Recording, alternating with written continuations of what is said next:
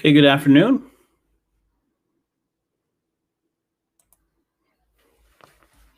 We're going in just a second.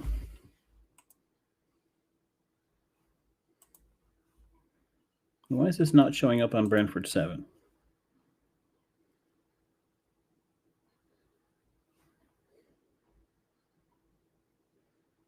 Okay, it is. Okay. Good afternoon. Glad to be here. It is 5:10. Do I put the right date in the video? I'm not sure that I did. But good afternoon, Elizabeth. Kim, good afternoon. Mary, good afternoon. Last week I was off. Thank you for everybody coming back. Can no one hear me? Can you hear?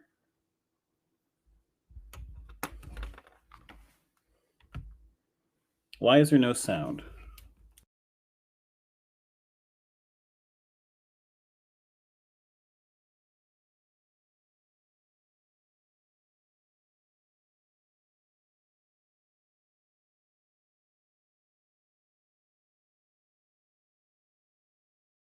Okay, all right.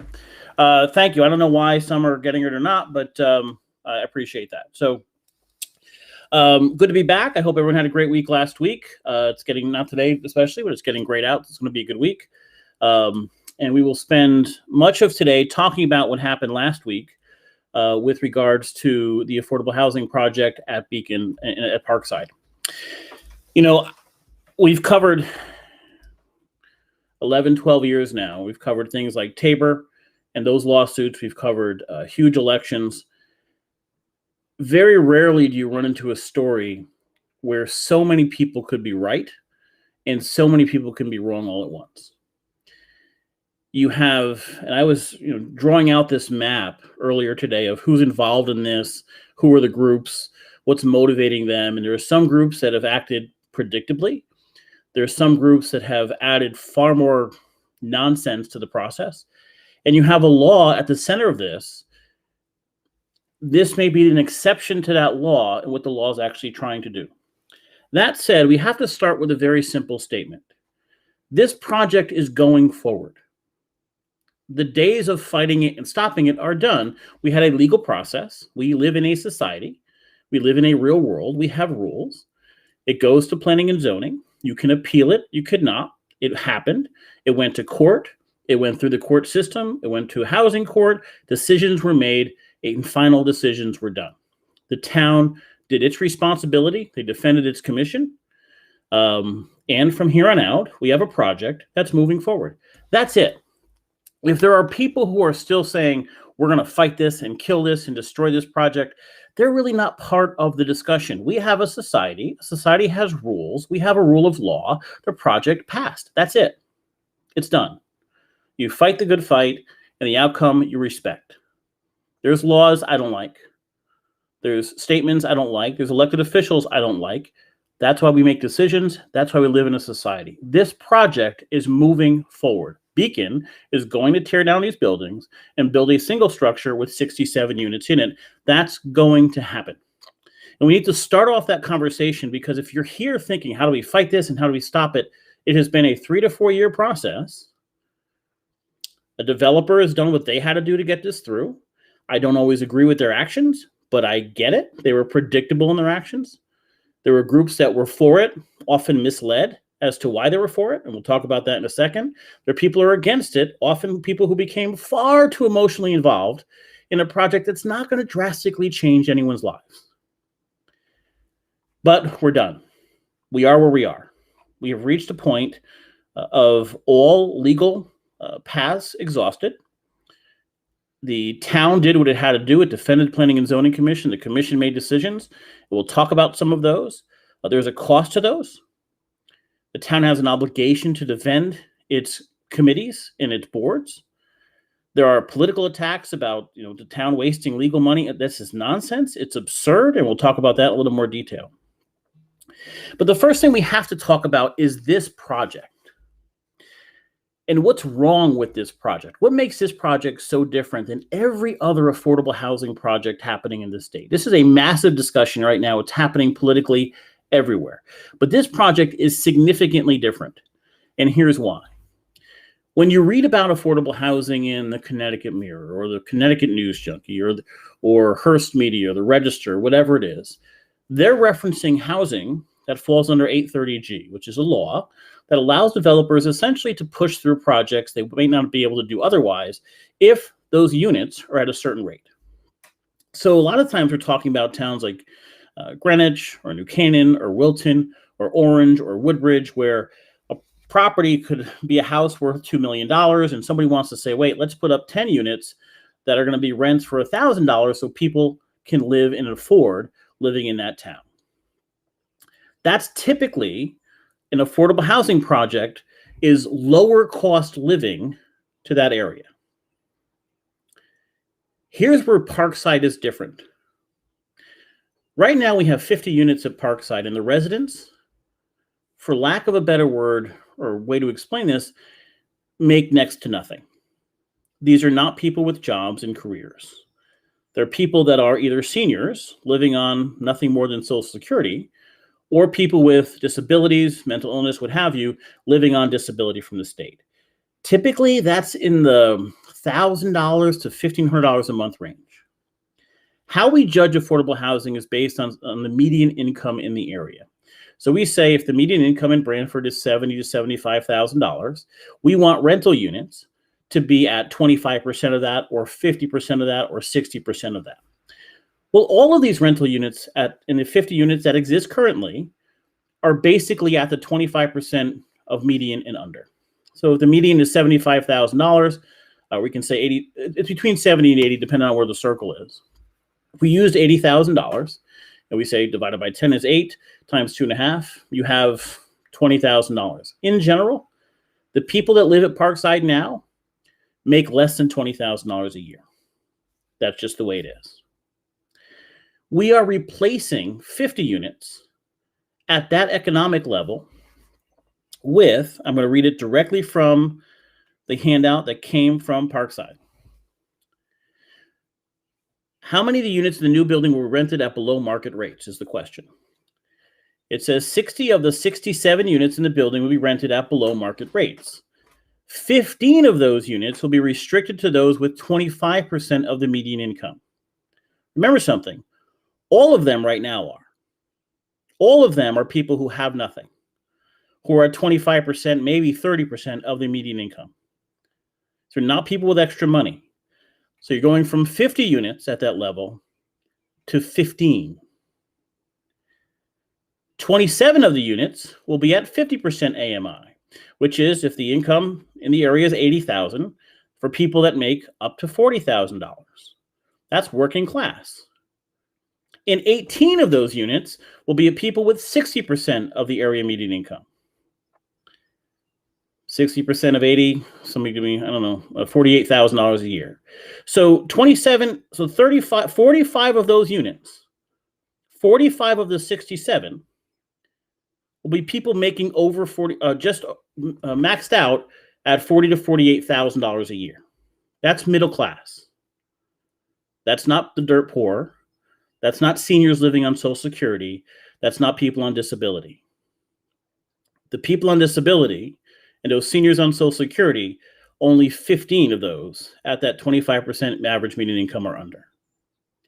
From 50 to 15. All the other affordable housing projects you see in the state are properties that are $300,000, and we're bringing them down to rents that are $1,000. Rents that are $4,000 or $5,000, and we're bringing them down to $1,200. Houses that are selling for $1 million, and we're putting rents in there instead. In all of those other affordable housing projects, we are lowering the cost of living in that area. In this project, we are increasing the average cost of a unit. You understand that? In this project, where there are 50 units at the lowest level now, there will only be 15 at that level going forward. On top of that, of the other 45 that are 50% or $40,000 or $48,000 and under, you have 7 that are market rate. They can rent them out for $2,000. They likely will. The top floor of this may have great views. In this project, those that are most in need in the total area housing stock goes from 50 units to 15. Seniors with nowhere else to go that live on Social Security will have less options when this project is done. People on disability who are living on disability, need a place to live, will have less options when this project is done. This is just a fact. This isn't to say support it or not, because the project's already passed. The project's coming. But the very real impacts of this project are the neediest people among us have less housing going forward. When the counseling center calls up and says, listen, I have somebody who's dirt poor, we have to put in here, they're making $20,000, they're making $15,000, $16,000, whatever it is. The answer to many of those is going to be, we only have units for people making $40,000. Or we only have units left for people making $48,000. When BH Care or another social service company needs a battered wife with a child, needs a place to live, and they're not working, and there's no real income coming in, they say, do you have a place? So the answer will be, unfortunately, we only have units at $40,000 levels, or $48,000 levels, or market rate levels.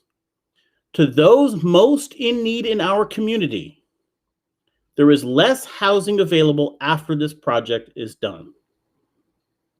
To those making less than 25% of the average income, $20,000 a year, they have less housing available. That is a fact. And again, I'm not telling you that to say you should be for this or against it, because it's passed. We're going to get it. When the counseling center has extra people, we have less places to put them.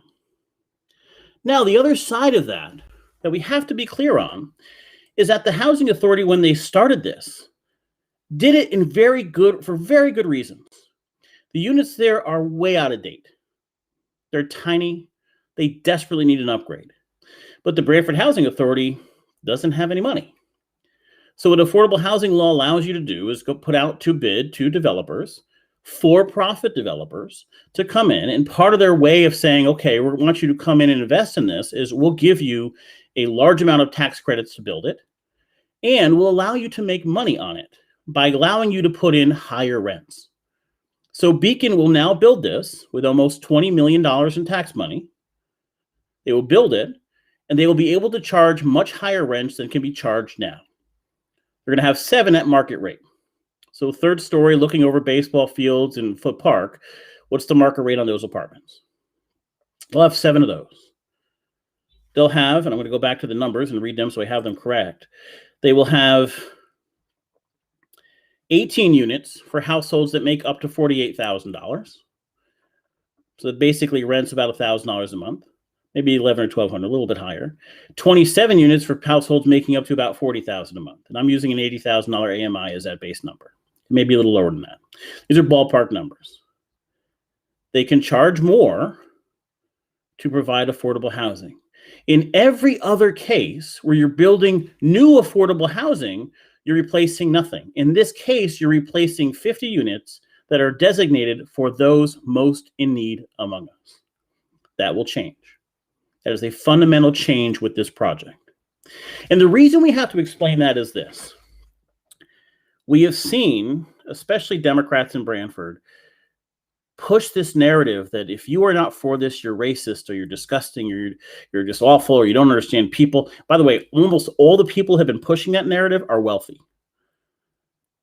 Their houses have been featured in architectural magazines. They're architects who live on private roads in Short Beach. They live in Stony Creek, and they're pushing this narrative of, you're racist if you're not for this project. How could you not be for affordable housing? I'm plenty for affordable housing. I'm not for this project because I know those most in need among us have less housing now. So take your political bullshit and shove it. Take your political games and get the hell out of here. Because that's the reality of this project. Will it add a couple units at 48,000 and under? Yes. We go from 50 to 67. 7 of those are market rate. We don't count those. The other 10 will all be for people making up to $48,000 a year. That's middle class. Or families making up to $48,000 a year.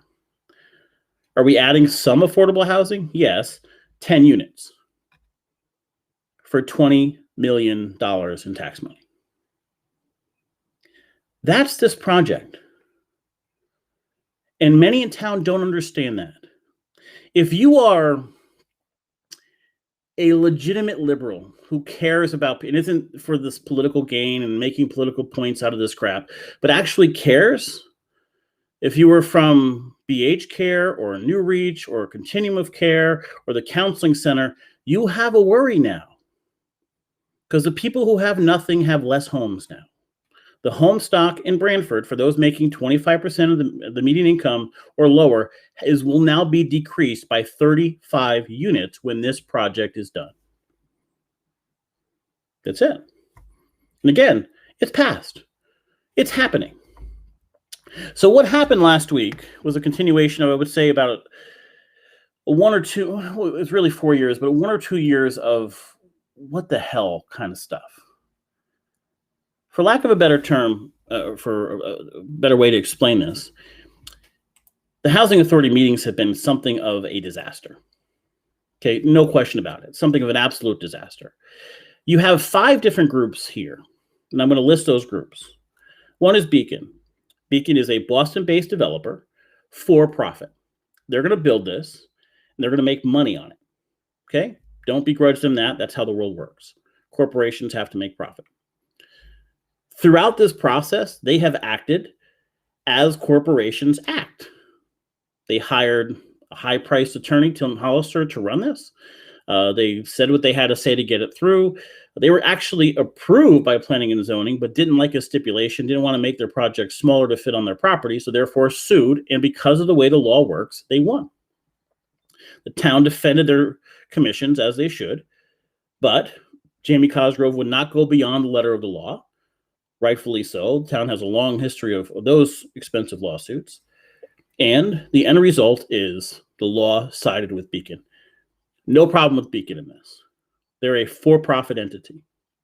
The next you have the town. Planning and zoning heard it. They heard from people. They heard from neighbors. They've gone through this multiple times. They had multiple hearings on this. The head of planning and zoning is someone extremely well-versed in affordable housing, and Chuck Andrus. They made decisions. They passed those. They did everything properly, did everything legally. Things were appealed to court, and courts made their decision. Those are predictable. The town acted predictably. Beacon acted predictably. Then the BHA, the Brantford Housing Authority, who oversees only Parkside. And what happened here was you have an authority where you have people that had never, ever been in the spotlight. No one even knew what this authority was. In general, for decades, this authority existed typically to hear about tenant complaints, set some rates, decide who gets some units. They were never thrown into the spotlight, anything like this. They decided that they needed to improve this facility, and they went through a legal process to do that. Nothing wrong with that. They chose Beacon. There's some question on whether they should have that or not. But what we don't know is they chose Beacon, but suddenly because there was so many people against it, and it got so much notoriety so quickly, you had people who had no experience doing this thrown into the spotlight. Doug Dennis, good guy, but over his head. Not necessarily with the project itself, but in dealing with the public. It got nasty. Casey, good person, well-intentioned, was not equipped to handle what was happening on these meetings. And that brings us to our next group. The residents in the area, not all, but some, that were disgusting. Disgusting. Went to meetings yelling in the back of the room, started social media pages with false information, called everybody every name in the book. Disgusting all over social media. So you're asking the housing authority to run meetings and try to get a fair hearing, what have you. They're not equipped to do that. Some residents in the area were absolutely disgusting. And I have some of these emails. Some of these emails were directed at me. I can't repeat the words, and I have no problem saying a lot of stuff on air. Disgusting. Over a project, yeah, it's not a great project. Your life's not going to change. And so you had people entrenched, picking sides, calling names about the other side, going crazy over and over and over again, and it got nuts. And so a month ago, there was a vote. Did I do all five? Beacon, P&Z, Pottinger? Oh, no. And then, okay, so the fifth one was BHA calls Jay Pottinger. Jay Pottinger is a professor at Yale, and he handles the Yale students who do social stuff like this in affordable housing. Jay Pottinger is an attorney. Really, he's an activist. And I will tell you that there was more than a few occasions where Beacon members were rolling their eyes at Pottinger. I don't know how he got involved. I think the Branford Housing Authority was trying to save money, whatever. It did not help the situation.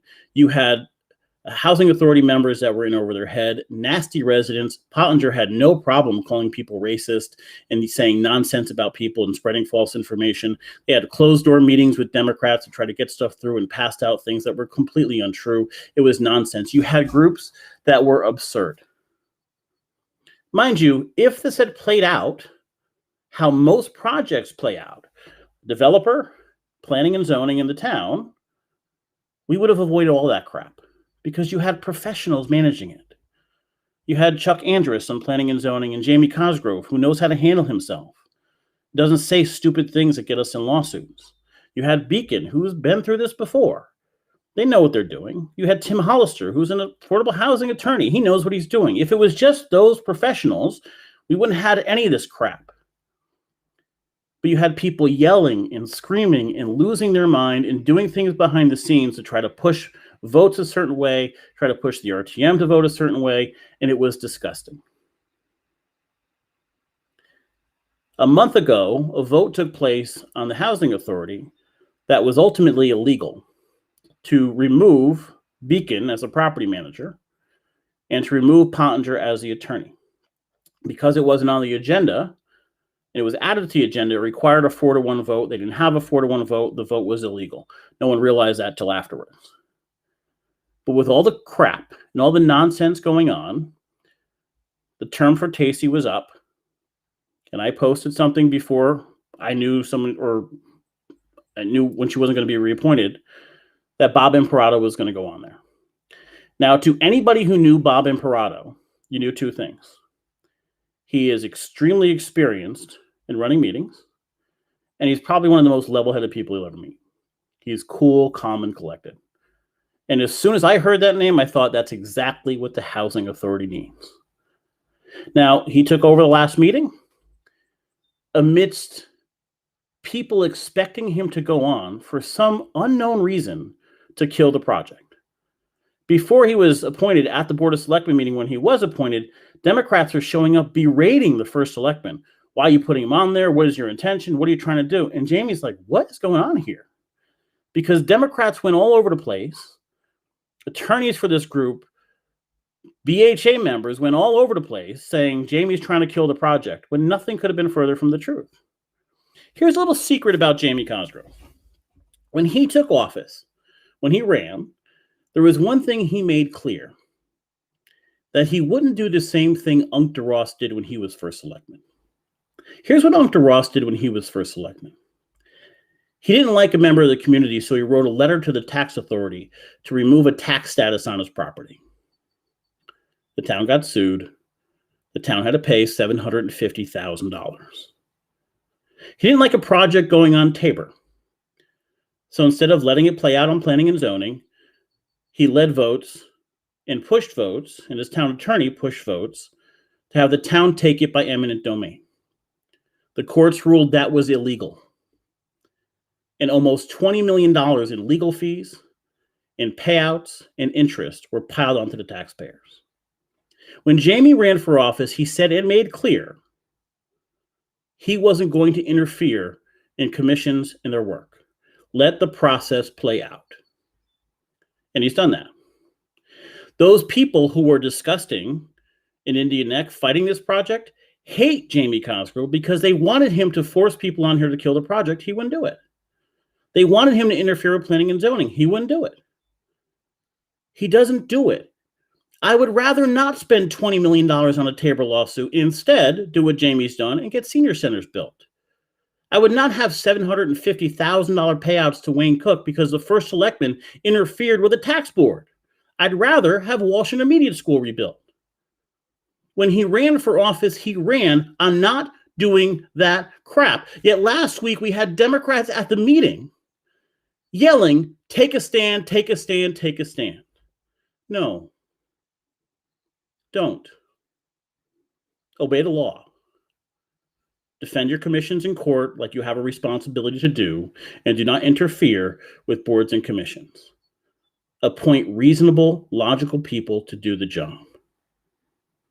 And to anyone that watched last week's meeting with Bob Imperato, I can tell you, people who are huge advocates for this project said, I did not know that was going to happen.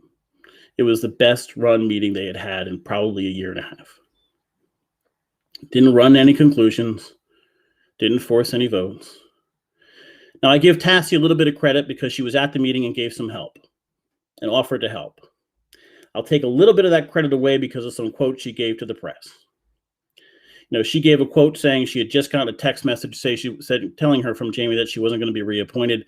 It's not exactly true. Yes, she got a text message, but she also got a call and a voicemail from him that she didn't return. She said in one of her quotes, I don't know how Bob became chairman when he was just a new member, yet she was at the meeting and there was a very legal vote to make him the chairman. So you can't state half-truths. I'll give you some credit for going to the meeting. I'll give you some credit for being there and offering to help. I'm sure Bob has either met with her or met with Dara from Beacon already. The job of the Housing Authority at this point is to make sure those residents are taken care of. At that meeting, I asked the question, what's going to happen with the residents? And Dara answered that the residents that are currently there are going to be shifted over to the other side of Parkside while work comes on. So here's the problem. Here's the issue. We have residents that have called me in the last 3 or 4 weeks. Sorry, I got to answer this. Somebody just said, not following anymore, no consistency in your program. I don't know what that means, but you're welcome to explain it. Over the last few weeks, I've gotten phone calls from residents, nervous as hell. Where are we going? Are we going to have a place to stay? Those against this project have told them they're not going to have a place to stay. They're not going to be allowed back in. That's false. It wasn't true. But I have to blame Beacon a little bit for not reaching out to these residents far sooner. These are seniors with no money and no options. These are people on disability with no money and no options. Yet a press release came out saying work was starting in September and nobody went to the seniors to talk to them. Dara told us they were hiring a consultant now who was going to handle this in the next month. I don't know about you, but if I had a grandmother in that building and I saw a press release that the work was going to start in September but hadn't heard from the managers, I'd be pissed. So these last few months, part of that is on the Housing Authority and on Beacon for not communicating with those residents. I got those phone calls. I guarantee you the first selectman got those phone calls. So if you're Jamie Cosgrove and you're seeing meetings that are crazy, meetings that are not under control, residents calling you nervous as hell, and you have Bob Imperato that you can put on there to restore logic and reason to this meeting. And that's not a knock on Tacey as much as it's just she was in over her head. Bob was the right person to put on there. How do you know that Beacon hasn't communicated is the question they told us? Go back and watch the video. At the end of the meeting, I asked what's going on with the seniors. They told us they just hired a consultant who was going to handle it. They hadn't gone to the seniors yet. They told us that, Jenny. And I know, Jenny, you're on the board of the other housing authority. I get that. I'm aware. There's a question on who's friends with who and who's married to a certain lawyer who's on there. And there's some issues in that regard on how those appointments took place. I won't go too crazy into that right now. You can go back and watch the video. I was shocked when they said they hadn't done that yet. They should have been in contact with those seniors. They kept saying, you'll have a place, you'll have a place. When you have a press release coming out saying it's starting in September and you have 80, 90-year-old women with no place to go, you sure as hell have better been talking to them first.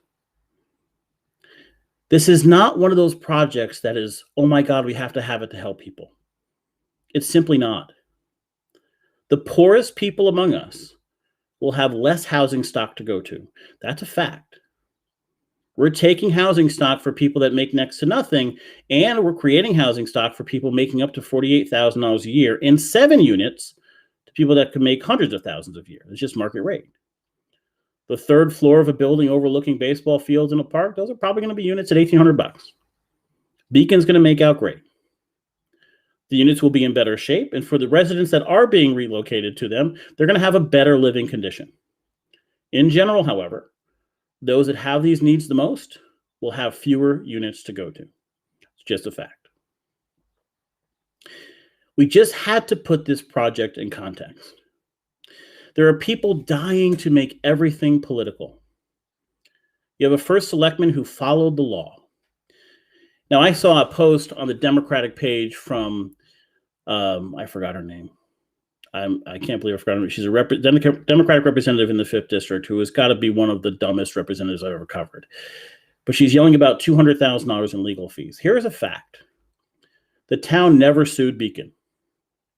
Beacon sued the town multiple times. Beacon sued the town after getting an approval from Planning and Zoning. Planning and Zoning approved the project with a stipulation that an emergency access road, which Beacon knew they needed, that fell on property they didn't own, that they get something in writing from that other property owner that it was okay to use that property and would be available to them. It was an emergency access road. Beacon sued because they didn't want to do that. Because of the law, Beacon was allowed to use property they don't own in their calculations in an emergency access road. That's a fact. The other owner was the town. And Beacon realized that the political will of the town at the time was not going to be give their property to a Boston-based developer who's going to make money. Why would they devalue a potential property for the town to do that? It made no sense. That's an amazing, amazing ruling by the courts. Amazing ruling by the courts. But that's the way our courts work right now. They favor projects like this. The media wants to put everything in this vague affordable housing thing, and not every project is the same. This isn't a vacant lot that we're adding cheap units to. This is a facility where people live, have lived for a long time, and those people don't make a lot of money, which means they don't have options. And some of the people that are there now will get relocated and put back in this building. But for future use, people in that economic bracket will have less units to go to. That's a fact. Kelly, I'm just reading some of these questions. It's also worth mentioning the statewide media like Connecticut Mirror, Connecticut News Junkie, who have blindly used Parkside to push their narrative of suburban towns opposing affordable housing. Yeah, I agree. I completely agree with you. The problem with the Connecticut Mirror and Connecticut News Junkie is their sources, their main sources, are the attorneys that push this stuff. So the Connecticut Mirror has gone to Tim Hollister and quoted him like a million times. That's fairly one-sided. No one has said this law is ridiculous. The law is ridiculous. Jenny, are you sure there have not been meetings between Beacon and residents? Jenny, I'm absolutely sure there have been meetings between Beacon and the residents. What I'm sure of, however, is that they have not given them the plan, because as of the last meeting, they didn't know the plan yet. They were just hiring a consultant to do it. So yes, there was many meetings, and in all of those meetings, Dara said the same thing. You will have a place to stay. Nobody trusted them. And I don't blame anybody for not trusting them until a specific plan is given. But if you come out with a press release saying in September we're starting this, you should already have gone to those seniors and said, here's our very specific plan. You're moving to this unit in this building 200 feet away. They didn't do that. And go back and watch the video and see her answer. She says it. They're just hiring a consultant now. Then don't come out with a press release. Don't put fear in the minds of all of these seniors. And don't give fodder for that group who was disgusting and fighting this and spreading false information. Beacon could have avoided this issue. Could have avoided me getting phone calls, the first selectman getting phone calls, and all the nervous seniors who were living there. They could have avoided that. That was mismanaged. Period. So yes, were there meetings between the residents and Beacon? Yes, I'm not arguing that. Did they lay out a specific plan? If you lived in that building, wouldn't you want a specific plan? Want to know where you're going to be housed? You don't have the money to go anywhere else. You don't have the means to go anywhere else. And Beacon didn't do that. They dropped the ball on that. This project is not equal to other projects. We can yell about affordable housing all we want, but it's just a term. And all affordable housing projects are not the same. All affordable housing projects are not equal. This is not a wealthy area that we're suddenly putting in cheaper housing so that people can live in.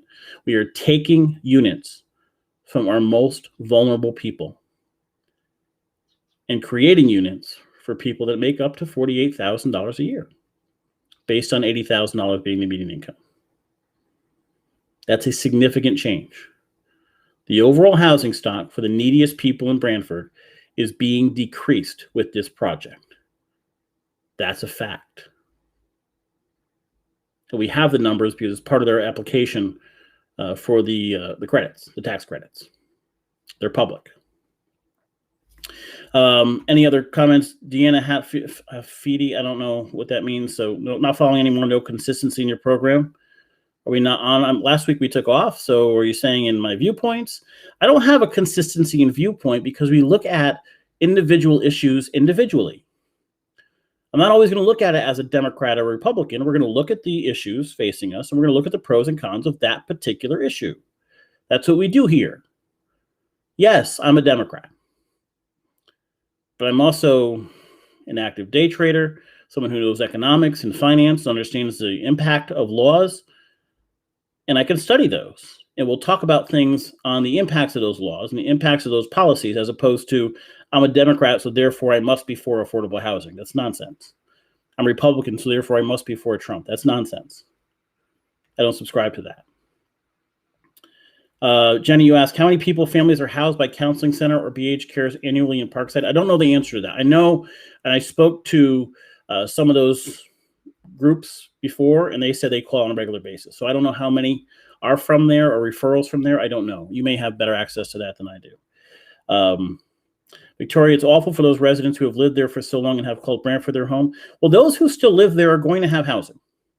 Let's not mislead anybody. Those who live there now are going to have housing. They're going to be moved over to the other side of Parkside, which is not being remodeled yet, and then move back afterwards. Some of the residents were upset because there's no deck. So part of the way it's set up now is these are a lot of people who are home all day long, have no place to go. They like coming out on their decks or walkways and talking to their neighbors. That's gone. So that's a big negative for them. But in any event, that's there. But they're going to have a place. And I need to make that clear and defend Beacon on that point. They've always said that. But before you come out and say we have a start date and when we're tearing down buildings, got to help us tell the seniors what the plan is. Put their mind at ease first. And the rest are good afternoon. So that's just a rundown of what happened. Overall, intentions were good. But as this went on, and especially once Pottinger got involved, it upped the rhetoric so much. You had angry residents already, and then somebody stands up there and calls them racist. What do you think was going to happen? And then it just got nastier and nastier and nastier. That's it. Jenny, my understanding is that Beacon will accept Section 8 vouchers. I'm sure they will. And Section 8 is the people who are making the lowest income. Somebody making $48,000 a year is going to get a Section 8 voucher. So they told us, Jenny, I'm going to read you from the award list. This is from NCSHA, the award list.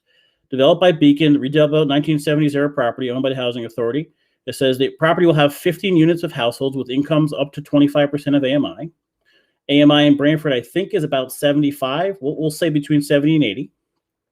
Up to 25% of that. 27 units for up to 50% of that. So, I don't know, 38 to 40,000 a year. 18 units for household up to 60% of that, so 45 to 48,000 a year, and 7 at market rates. So people making $40,000 to $48,000 a year likely aren't going to get housing credits. So you're still talking about those lower income people. So there's a significant difference. I'm not saying that project shouldn't go. The project's going forward. It's done. This conversation, I mean, it's not, this is no longer a conversation on should this move forward or not. It's happening. The courts ruled. We live in a society. That's how it works. There are neighbors who spent a lot of money fighting this. It didn't work. And we do this all the time. When Costco came, a big developer came in, and Costco talks about we're going to help people, and we're going to have better incomes, and we're going to have higher pay. That's great, but Costco's after making money. Beacon's after making money. We get that. They're corporations. I don't blame a corporation for wanting to make money. I do blame the other groups for lying. The Brantford developer, the people, whatever, responsible for development, who are actually for any development, who are fighting Costco, just lied their ass off. Just made it up. The attorney was a fool for that group. If it was just Costco and the applicants and the planning and zoning, would have been fine. But then people get involved and people get nasty.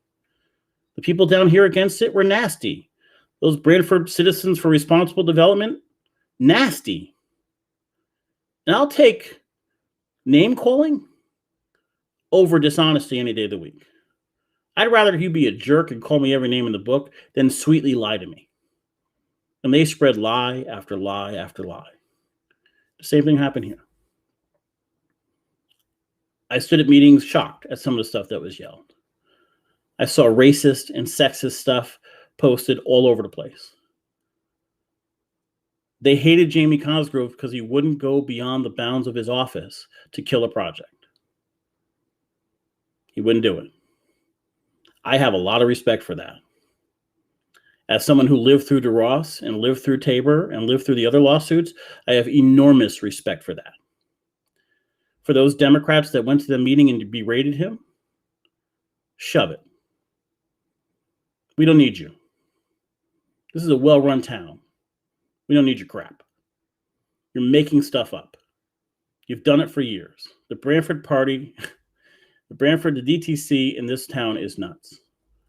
It has been for a long time. It's amazing. They have no problem lying and misleading people. You finally have a first selectman like Jamie Cosgrove who is not political. Here's a little secret about Jamie Cosgrove, if no one understands this. There were Democrats on the DTC that were pissed when Jamie Cosgrove ran as a Republican. Not that they had to run against him, but they didn't choose to run as a Democrat. A lifelong Democrat from a Democratic family. They were pissed. And now they hate him and have to make up stuff and lies that he's going to kill a project. And nothing even close. If anybody's been consistent, it's him saying, I am not going above the bounds of my office. Let these projects play out in planning and zoning, in the courts, and call it a day. And when he was sued, when planning and zoning was sued, the town defended them. Yes, it was expensive. They were sued even after approving a project. Beacon could have come back and said, all right, we'll go a little bit smaller and be fine. They chose not to. They chose to sue instead. The town had to defend itself. That's what they do. Her name is Tracy Everson, the person spreading the bullshit all over social media. By far, the dumbest RTM member I've ever seen. The town has to defend itself. And the project's going forward, and quite frankly, you have a chairman that can make sure it does in an orderly, established, intelligent manner. It's unfortunate some of the things that happened in this project happened. They happened because activists got involved on both sides. Not lawyers, activists, who believed for some reason that the end was justified by any means they wanted on both sides. It's over. It's September. This will start. Hopefully there's a very bona fide plan, and Jenny Glass, she may be able to help us with this when it's done, a real plan to move these people into the other side of Parkside, what the time frame is, somebody to walk them through it to take their nerves away, because those seniors are nervous. But it will be done. Probably down the road, the other side of Parkside will be done too. Let's hope it's not the same type of fight. And you know what? If the previous administration was in office, who was known for yelling and screaming at meetings and retaliation, this might still be a different story. I say this many times, Democrats have to stop the shit. You're in a great town and you're lucky to have a leader that doesn't get rattled, doesn't yell back at Wayne Cook or people who are yelling at him and berating him. He never does it. I don't know how, because I don't know that I'd be able to do it. I watched that meeting shocked at behavior of grown adults, many of which are millionaires and live in multi-million-dollar homes on private streets, talking about how other people should have affordable housing and how dare you attack this project. What this project will do is reduce the amount of housing for the most needy people in town. That's a fact. That's a fact. If there are questions, send them in. If there are comments, send them in. I'd appreciate them. Jenny, I appreciate you being on here. I know your involvement in this. You're on one of the boards. Ask away. If you have clarifications, you're welcome to bring them on or come on tomorrow, what have you, or send me an email. But what matters most right now is that people know the facts and that those seniors, their concerns we put at rest. That's what matters more than anything right now. Hopefully Beacon and you and the Branford Housing Authority and Bob pushes for that. Go back and watch the selectmen's meeting from last week. You'll know who they are. Some of the people were involved with the Young administration, very much in the Tabor nonsense. Had no problem doctoring reports then. You'll see who they are, Jenny. On that note, I hope everyone has a great night. If there are questions, send them on. Until then, I'll see you tomorrow at 4 o'clock. Have a great evening.